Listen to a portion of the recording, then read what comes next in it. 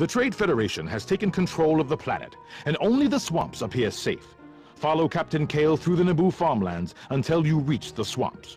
Protect any civilians and settlements threatened by Trade Federation forces.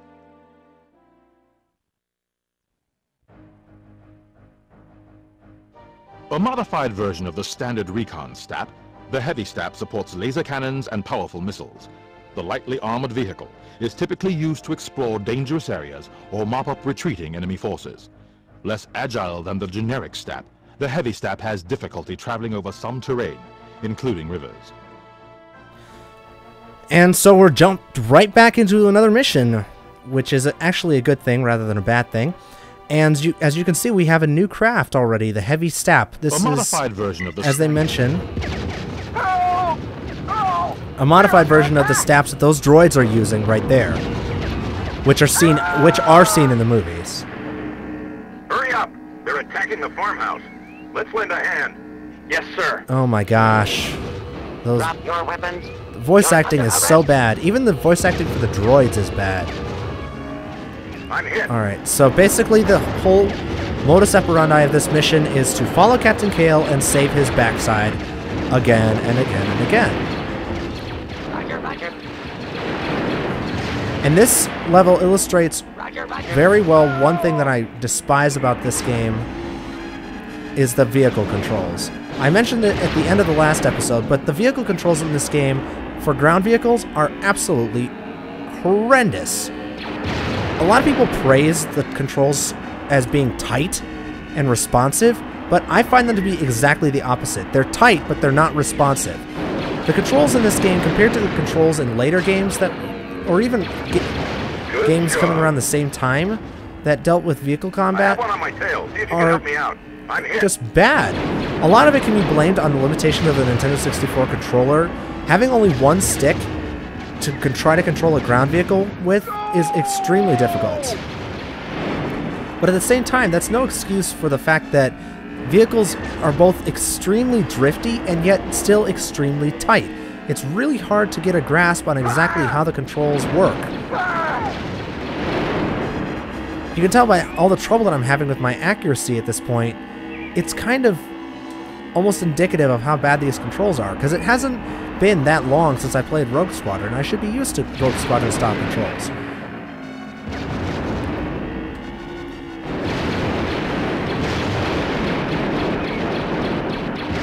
Thanks for the assist. And I hate the death animation for the STAPs where they just kind of float down into the ground like that, because you never know if you actually killed them or not. Though I will praise this game for one thing. It does have...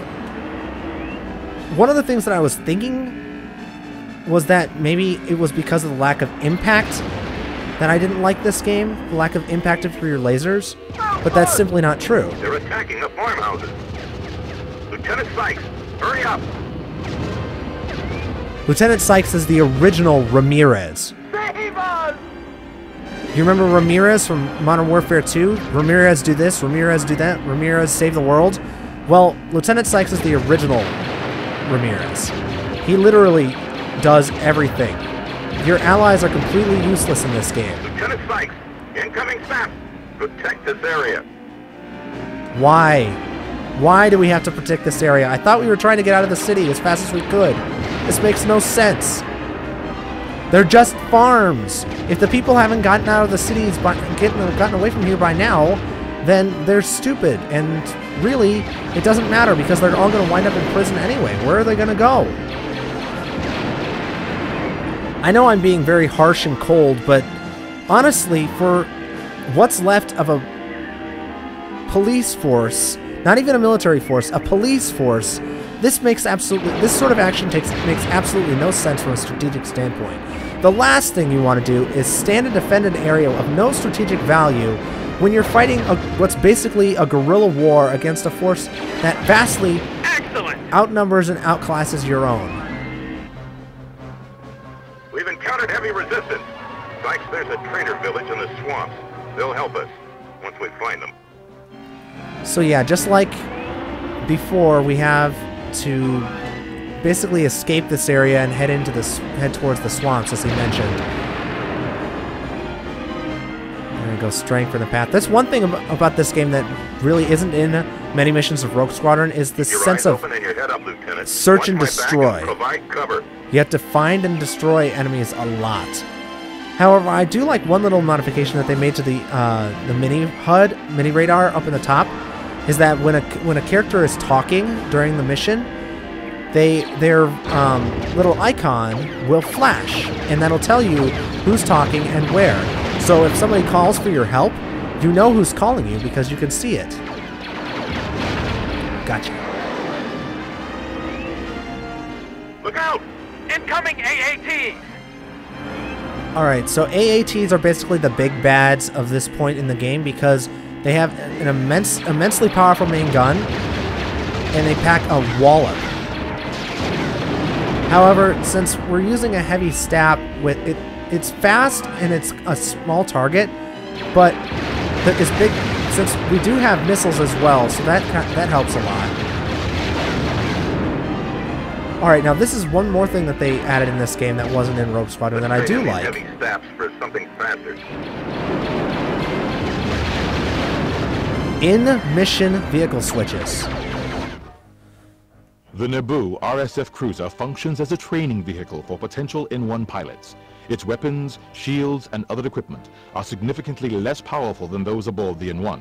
However, the cruiser is still among the most formidable vehicles in the Naboo arsenal. I don't know why. This vehicle is absolutely horrendous. I have no... Basically, when you get your hands on the Naboo Starfighter, it's a straight upgrade over this game, over this one. There is nothing that this vehicle has that the Naboo Starfighter doesn't do better. Its engines are slower despite the fact that it has 3 to the N1's 2. The brakes are horrendous. The maneuvering is absolutely horrible. This thing handles worse than the Y-Wing, I swear. And... yeah, basically there's nothing about this vehicle that is worth using. Once you're able to use the N1, if you're going back for gold medals, never ever use the police cruiser. So yeah, Trade Federation is bad, blah blah blah blah. Another silver medal. I have a feeling that it's going to be a running theme throughout a lot of these early levels. Oh well. It's a quick one, A.